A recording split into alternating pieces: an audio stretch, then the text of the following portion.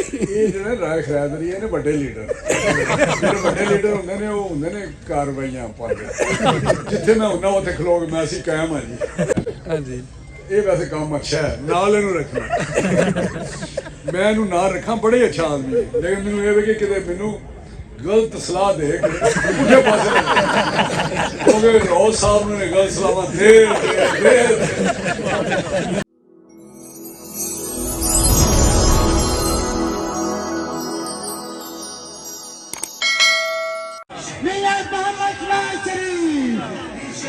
तनवीर हुसैन खड़े होकर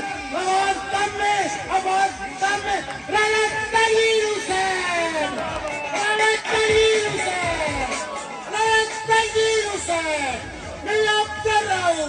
राना तनवीर हुसैन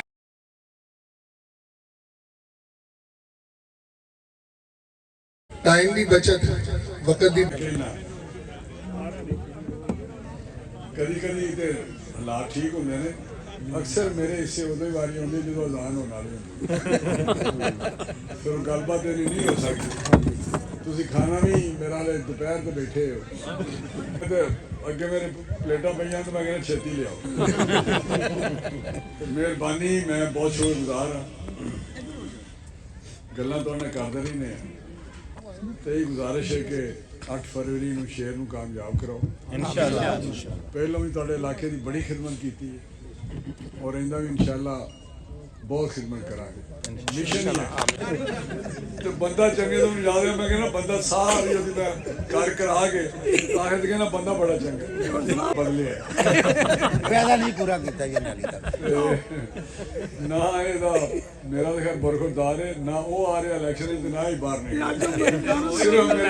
ਸਿਰਫ ਇਹ ਜਿਹੜੇ ਰਾਏ ਖਰਿਆਤ ਨੇ ਵੱਡੇ ਲੀਡਰ ਜਿਹੜੇ ਵੱਡੇ ਲੀਡਰ ਹੁੰਦੇ ਨੇ ਉਹ ਹੁੰਦੇ ਨੇ ਕਾਰਵਾਈਆਂ ਪਾਉਂਦੇ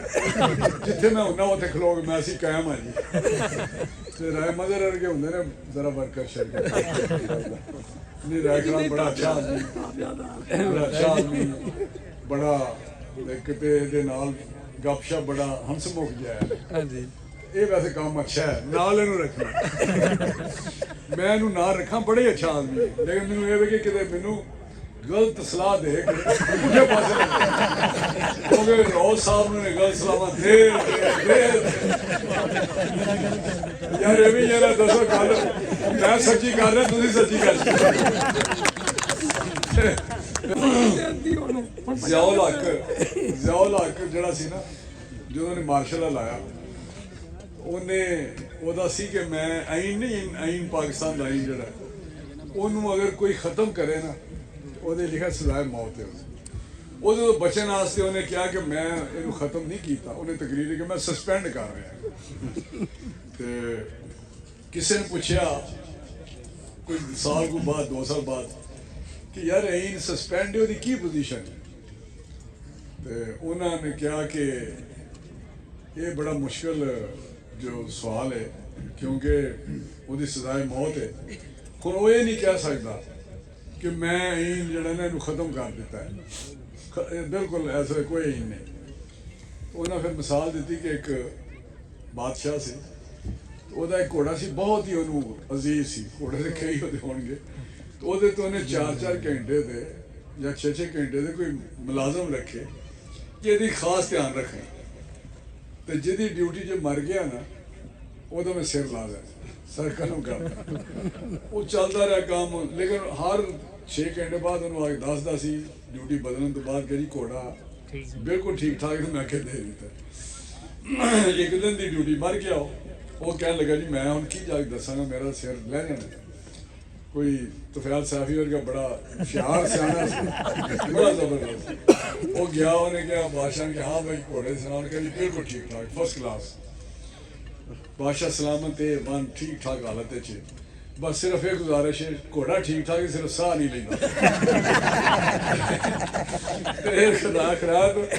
सारा कुछ दसिया लेकिन बंदा चंगा बड़ी मेहरबानी थोड़े ना मैं की तकरीर करनिया ने पाकिस्तान के हालात तुहानू पता जिहड़े इमरान खान बनाए ने इंशाअल्लाह ठीक हो बेहतर किया पाकिस्तान पिछे जिहड़ी उन्हें हुकूमत रही वो थोड़ी मिली 2 साल 3 साल 4 साल लेकिन काम उन्हें बहुत किया अज पाकिस्तान जिस हाल की नज़र आता ना तरक्याती कामों के वाले ना वो सिर्फ नवाज शरीफ साहब ने, चाहे मोटरवेज ने, हाईवेज ने, बिजली के कारखाने, जो भी होया तो तुहाडे इलाके जी अगर किया तो नून ने किया,